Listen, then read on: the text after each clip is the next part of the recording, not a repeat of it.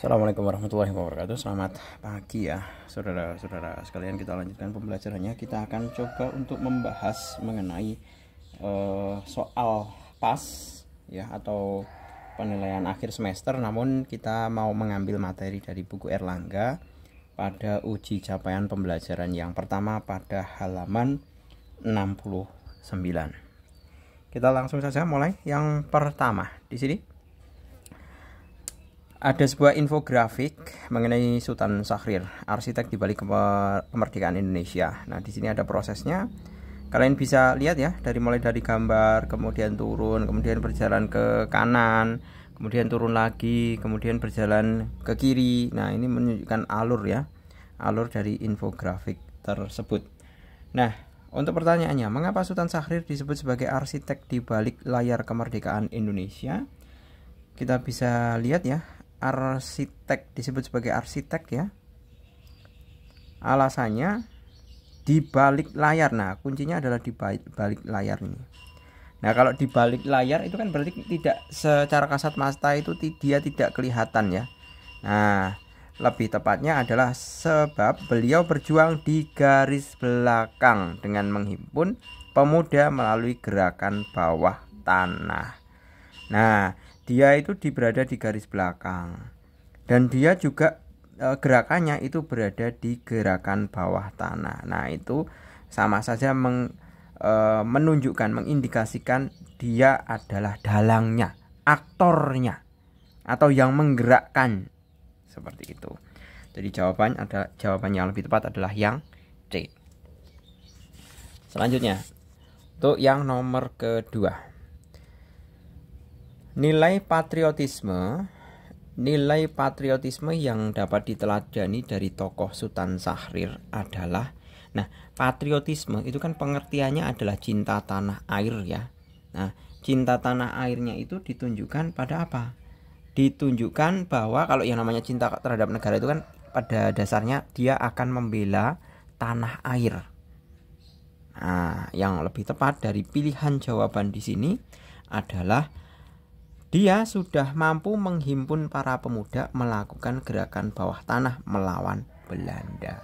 Melawan Belanda itu sudah menunjukkan bahwa Sultan Syahrir itu memiliki jiwa patriotisme yang tinggi. Jadi jawabannya C lagi. 3. Jika dicermati dari alurnya, infografik tersebut menggunakan alur.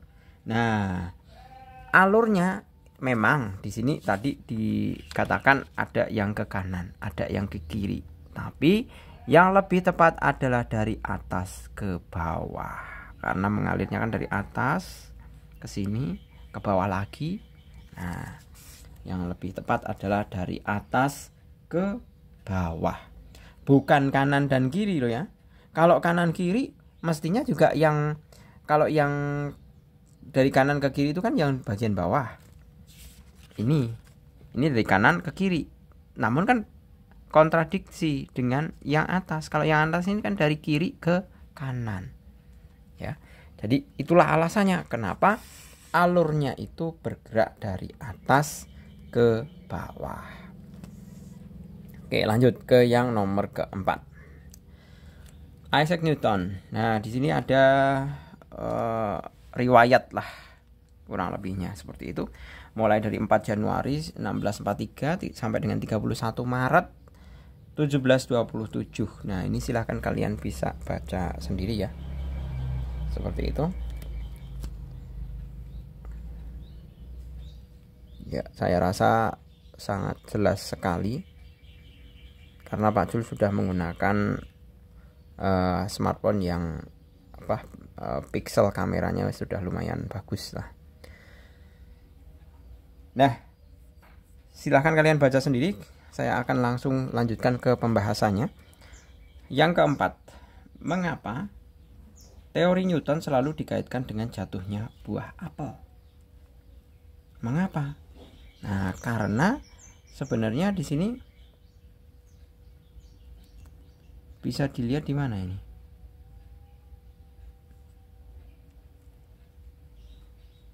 Berbekal ilham dari sebuah apel yang jatuh. Nah, berarti dengan kata lain, apel jatuh itu menginspirasi Newton terhadap teori gravitasi. Ya, jadi jawabannya adalah yang A. Kemudian yang kelima.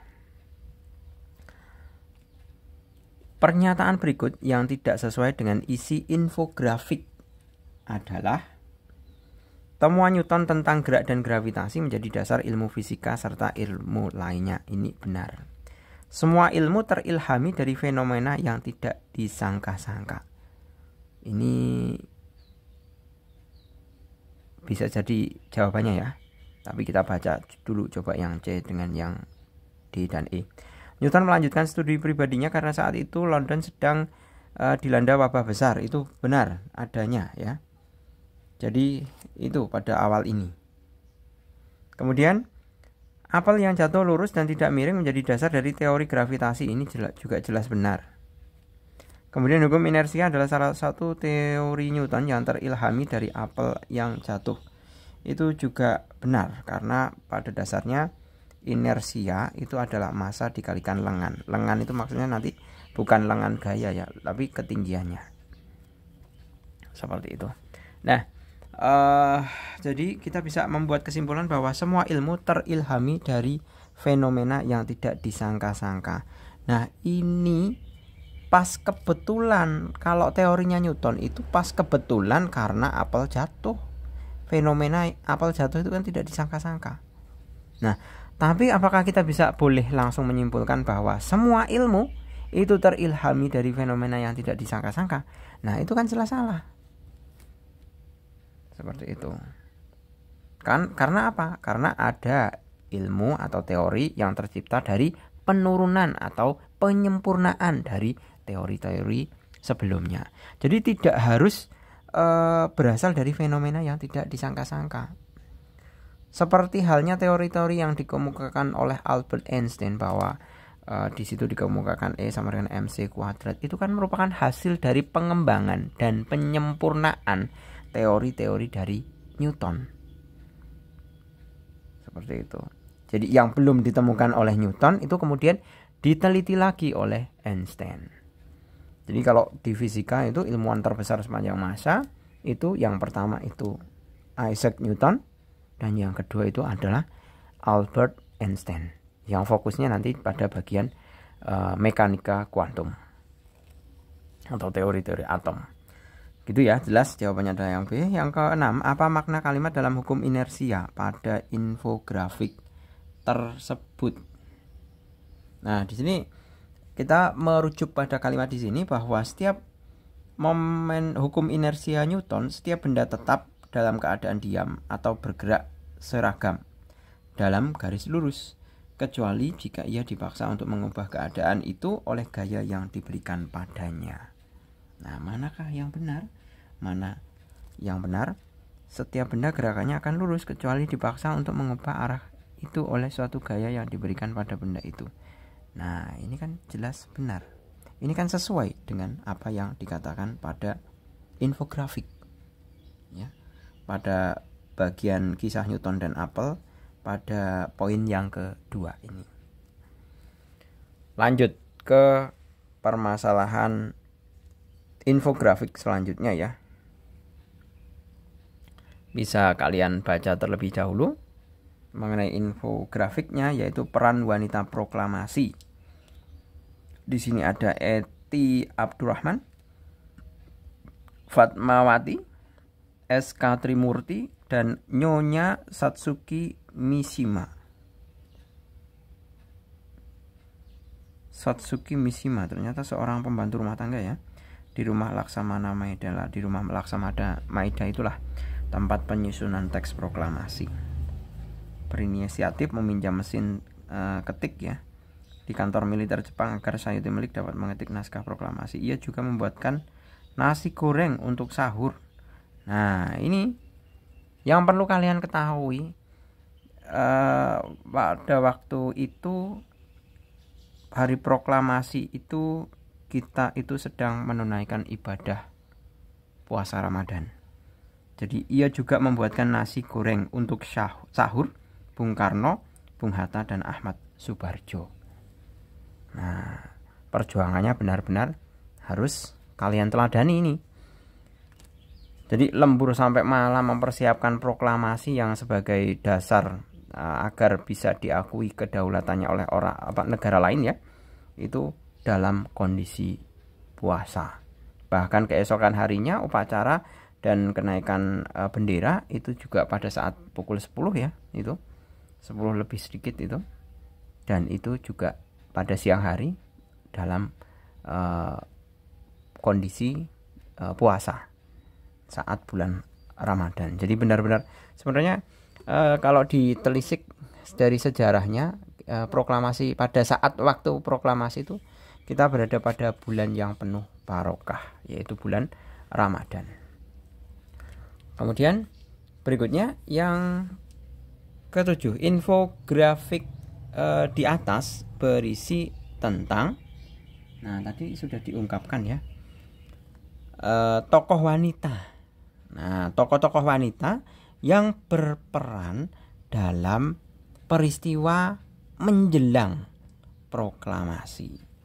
Jadi bisa perkembangan peristiwa bukan, rangkuman fakta bukan, tokoh-tokoh yang mendapat bukan, beberapa tokoh wanita dalam pengibaran bendera bukan ya, kategori tokoh yang berperan dalam proklamasi kemerdekaan RI. Nah, ini yang lebih tepat. 8 sekarang. Pernyataan yang sesuai dengan isi infografik tersebut adalah yang sesuai ya. Pengadaan dapur umum di Rumah Maida dipelopori oleh Satsuki Mishima. Dapur umumnya itu oleh Ibu Fatmawati. 4 tokoh wanita Indonesia yang ikut menjadi pengibar bendera saat proklamasi kemerdekaan. Ya, ini ngawur nih. Yang mengibarkan bendera itu kan jelas Latif sama Suhud, bukan tokoh wanita. Kemudian 8 ya. SK Trimurti adalah wartawan pembawa bakul bendera merah putih saat proklamasi kemerdekaan. Coba kita cross check SK. Nah, ternyata benar. Ya. Di sini dikatakan SK Trimurti, wartawan era kemerdekaan, hadir sebagai salah satu anggota pengibar bendera sebagai pembawa bakul bendera merah putih. Nah, jadi jelas jawabannya adalah yang C. 9. Pertanyaan yang jawabannya terdapat dalam infografik tersebut adalah, nah, coba, bagaimana proses pembacaan teks proklamasi kemerdekaan kita? Itu tidak mungkin. Jelas salah. Mengapa para wanita memiliki peran besar dalam proklamasi kemerdekaan kita? Bukan masalah mengapanya. Di situ dijelaskan mengenai peran wanitanya, bukan alasan wanita berperan dalam proklamasi. Tidak disebutkan mengenai alasannya, ya. Kemudian yang C, mengapa para mahasiswa ikut andil dalam kegiatan menjelang proklamasi? Tidak disebutkan mengenai mahasiswa. Kemudian yang D, siapakah salah satu tokoh wanita yang berperan menjadi pengibar bendera saat proklamasi kemerdekaan kita? Nah, ini lebih masuk akal, yaitu SK Trimurti sebagai pembawa bakul bendera. Jadi jawabannya adalah yang D. Kemudian selanjutnya infografik lagi. Nah, di sini Marie Curie, wanita pertama peraih Nobel, lahir pada 1867. Silahkan kalian baca sendiri. Nah, ini pindah ke Perancis dari Polandia untuk memperdalam fisika di Universitas Sorbonne. Sorbonne itu termasuk universitas tertua ya di Perancis dan sangat bagus sekali. Seperti Andrea Hirata yang sebagai pengarang penulis Laskar Pelangi itu, sang pemimpi Laskar Pelangi, Edensor itu termasuk novel-novel termasyhur. Bahkan sudah diterjemahkan dalam berbagai bahasa asing. Itu dia juga mantan mahasiswa Sorbonne, tapi di bidang ekonomi. Namun walaupun beliau kuliahnya di ekonomi, namun dalam kenyataannya teknik sastranya itu luar biasa bagus. Jadi beliau itu menulis sastra ya, namun banyak sekali disisipi dengan bahasa-bahasa ilmiah. Nah, sastra modern yang memiliki sisipan bahasa-bahasa ilmiah ya. Jadi semua istilah-istilah tentang ilmiah itu diutarakan lewat bahasa yang renyah sekali, mudah dinikmati. Itu novel-novelnya Andrea Hirata. Itu bagus sekali, isinya untuk motivasi para pelajar. Silahkan kalian baca sendiri mengenai infografiknya. Kemudian kita ke pertanyaannya. Jika dicermati dari alurnya, infografik tersebut menggunakan alur jelas ya. Nah ini dari atas turun ke bawah. 1867, 1891, 1893 ini kan berarti dari atas turun ke bawah. Jadi atas ke bawah. 11.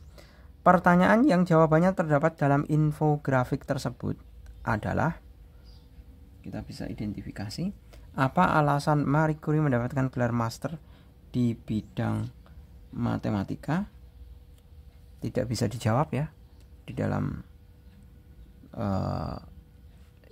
di dalam infografiknya. Bukan, berarti apa yang dimaksud dengan desigram radium murni?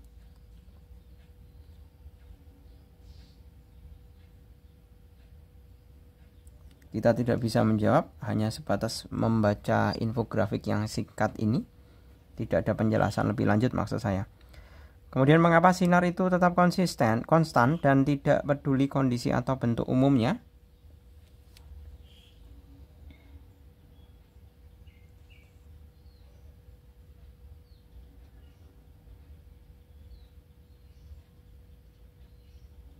Tidak disertai alasannya.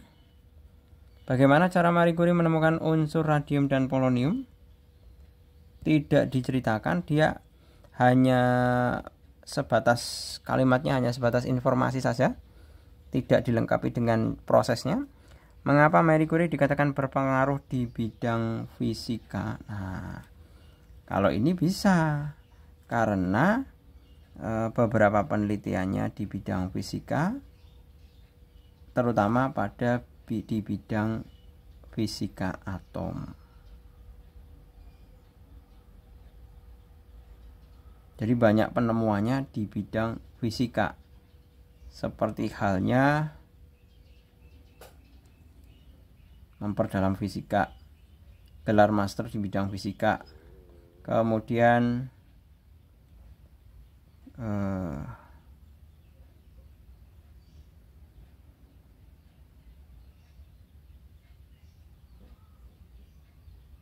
mana lagi? Ya ini ya. Alasannya malah alasan mengapa Marie Curie dikatakan berpengaruh di bidang fisika. Ya karena penemuannya itu banyak sekali, tapi sebenarnya lebih ke kimia ya. Kalau Nobelnya aja tentang kimia.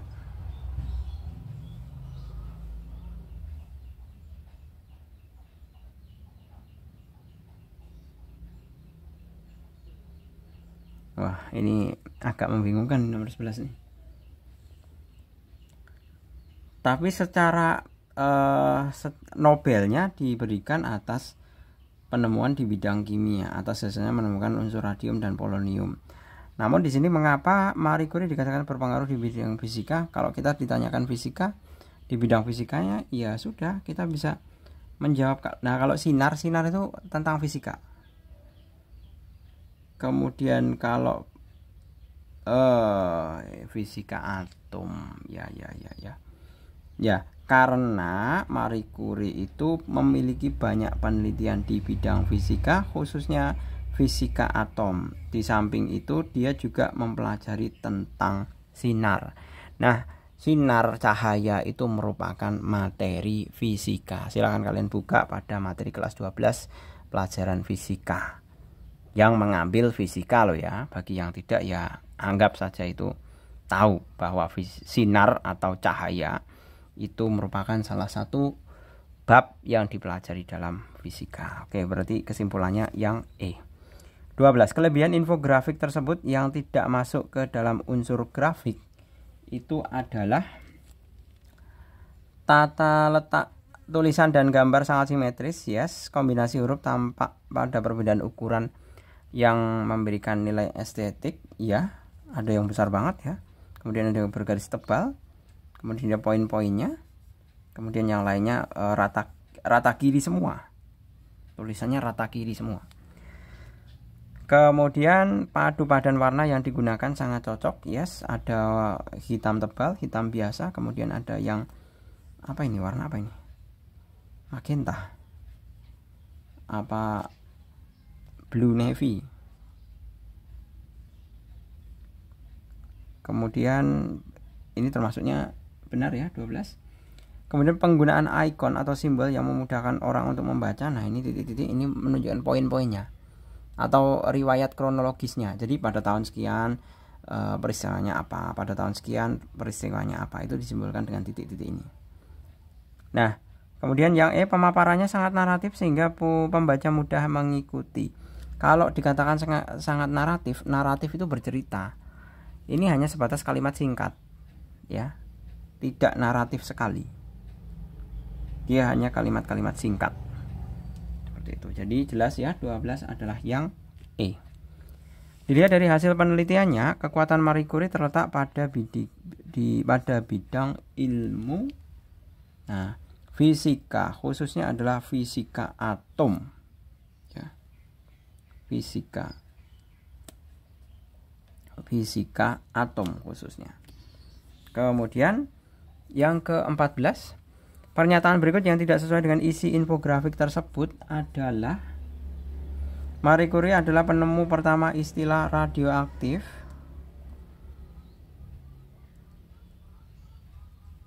Menciptakan istilah radioaktif, benar. Marie Curie merupakan peraih Nobel dari Universitas Sorbonne, benar. Dia berasal dari Universitas Sorbonne, dia juga mendapat Nobel. Marie Curie adalah orang pertama yang meneliti tentang ilmu fisika. Nah, ini jelas salah. Kalau yang pertama menemukan tentang fisika itu jelas bukan Marie Curie. Marie Curie itu lahir saja 1867. Sebelum 1867 itu ilmuwan fisika itu ada. Lebih banyak lagi. Contoh realnya adalah Newton. Coba kita lihat Newton. Newton itu tahun berapa? Newton itu tahun 1643. Itu sama-sama fisika. Ya. Jadi jelas ya. Yang ke-14 adalah yang C. Marie Curie adalah orang pertama yang meneliti tentang ilmu fisika.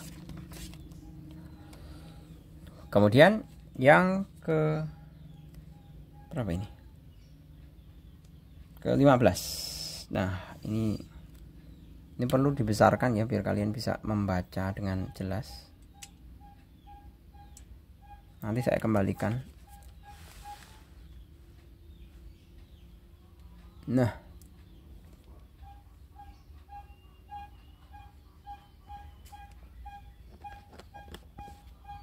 silahkan dibaca dengan seksama.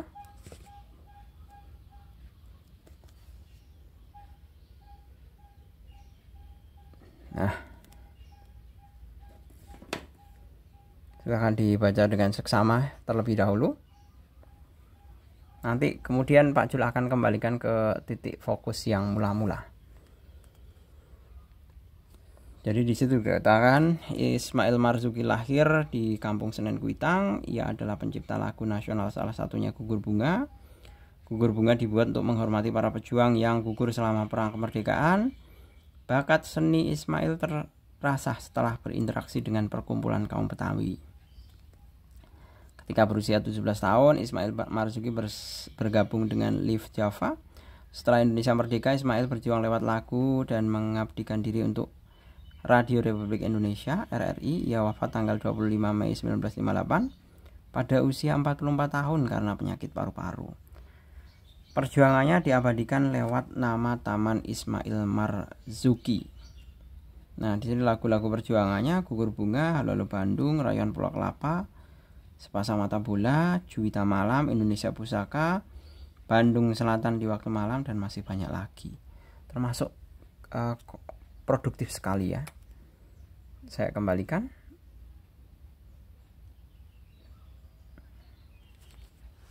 ke zoom awal ya.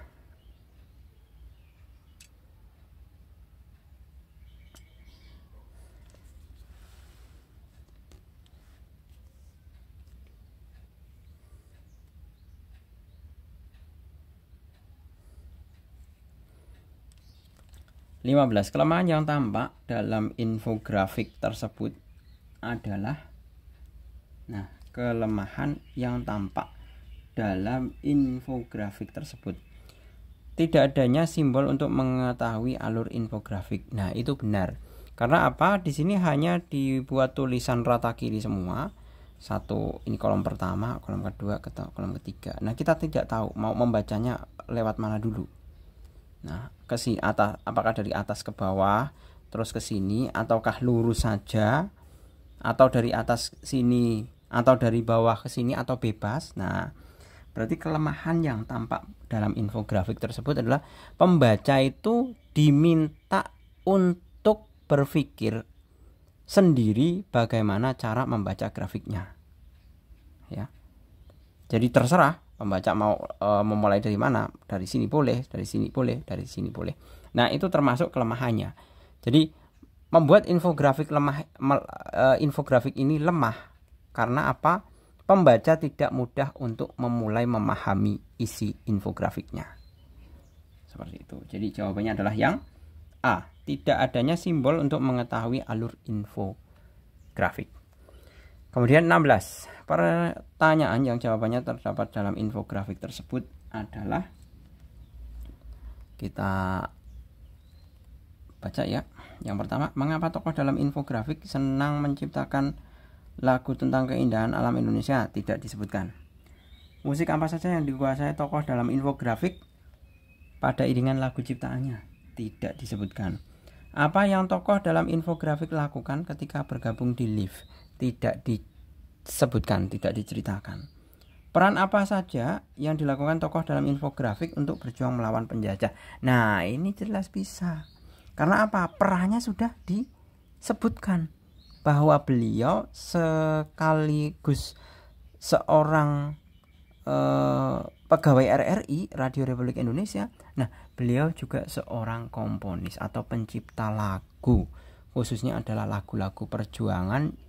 Ya, sebagaimana kita ketahui, lagu-lagu tersebut yang kemudian bisa digunakan untuk memotivasi, membangkitkan semangat, rasa cinta tanah air. Jadi jawabannya adalah yang D. 17. Keteladanan berupa jiwa patriotik tokoh tercermin dalam, nah, mestinya adalah isi lagunya ya. Tapi di sini nggak ada isi lagunya. Nah, yang lebih tepat adalah menciptakan lagu yang mengunggah perjuangan untuk melawan penjajah. Seperti itu. Lanjut untuk infografik lagi. Nah, di situ ada infografik lagi ya, tentang Sultan Mahmud Riayat Shah. Ini juga tokoh pejuang ya. Ini bisa kita lihat, judulnya besar, ini kemudian subjudul atau penjelasan ini ya. Kemudian prolog, kemudian poin-poinnya. Poin-poinnya dipisahkan dengan tanda titik ini ya. Nah, masing-masing tanda titik ini menunjukkan timingnya atau rentang waktu peristiwa yang terjadi. Jadi pada saat tahun sekian itu kejadiannya apa, sekian kejadian peristiwanya apa, itu disebutkan seperti itu. 18. Dilihat dari kontennya, infografik tersebut lebih menekankan pada, kita bisa lihat bahwa yang ditekankan adalah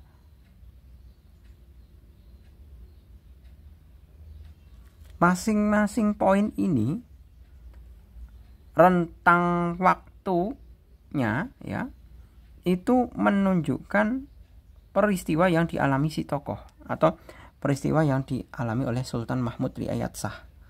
Jadi kita bisa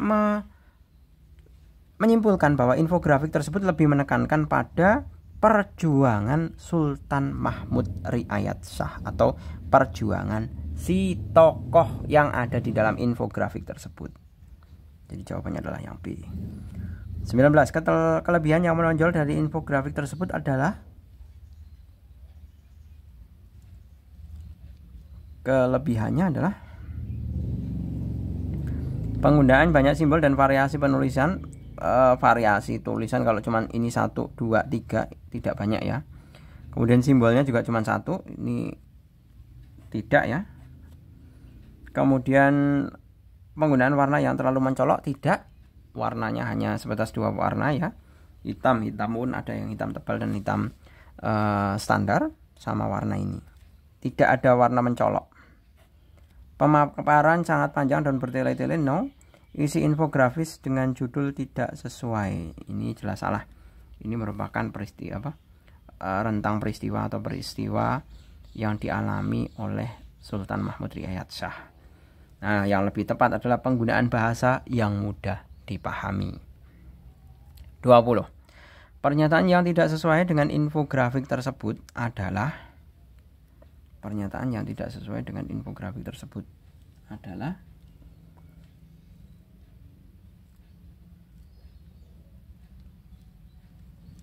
beliau diangkat menjadi sultan dalam usia yang masih belia. Tidak ya. Peperangan melawan Belanda dengan strategi gerilya.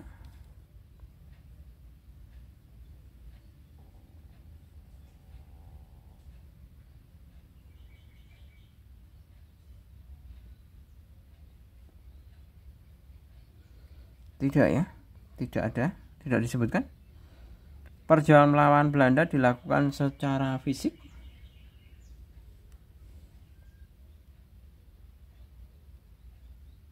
Nah, sebentar. Beliau diangkat menjadi sultan dalam usia yang masih belia. Sebentar. Sejak usia 2 tahun, berarti ini benar. Peperangan melawan Belanda dengan strategi gerilya. Sebentar.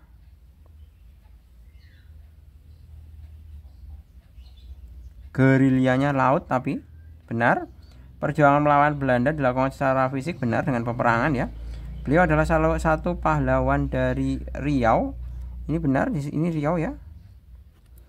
Beliau wafat di tempat pengasingan.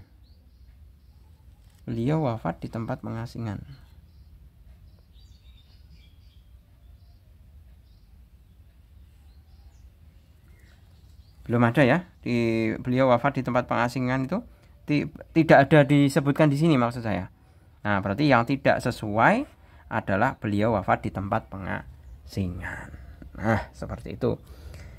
Oke, gitu ya. Rata-rata semuanya ini isinya semua infografik ya. Ternyata uji capaian pembelajaran semester 1 itu infografik dengan beberapa fokus untuk mengulas pada para peristiwa-peristiwa pahlawan yang lalu atau peristiwa yang lalu. Oke, gitu ya. Saya rasa cukup, semoga bermanfaat. Terima kasih, selamat pagi. Assalamualaikum warahmatullahi wabarakatuh.